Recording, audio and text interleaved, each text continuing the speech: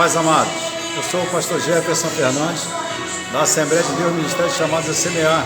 Eu quero te convidar para vir cultuar a Deus conosco, aqui na Assembleia de Deus Ministério Chamados a Semear, Rua Boa Esperança, número 12, Jardim Urucânia. Venha que estamos levantando um clamor ao nosso Deus e queremos que você participe dos nossos cultos. Venha principalmente às quarta-feiras, nosso culto de libertação, a qual Deus tem operado maravilha, Deus tem feito maravilha no meio do seu povo. Venha participar conosco, às quarta-feiras, culto de libertação. Eu sou o pastor Jefferson Fernandes e aqui vai estar a missionária Ana Lúcia e a pastora Cida para conjuntamente orar por você. Nós queremos impor as mãos sobre você, orar por você e te abençoar. Queremos que você saia daqui abençoado, queremos que Deus te fortaleça.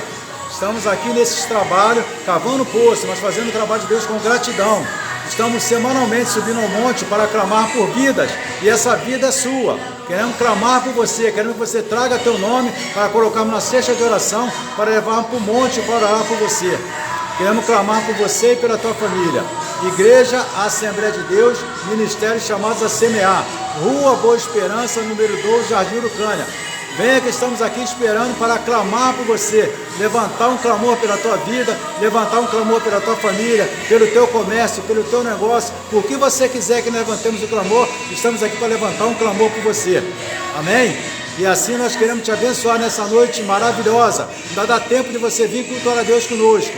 Rua Boa Esperança, número 12, Jardim Urucânia. Ainda dá tempo de você vir aqui para cultuar esse Deus tão maravilhoso conosco. Estamos te aguardando para abençoar a tua vida. Amém? Que Deus eterno seja por habitação, seja abençoado nessa noite. Deus possa te abençoar.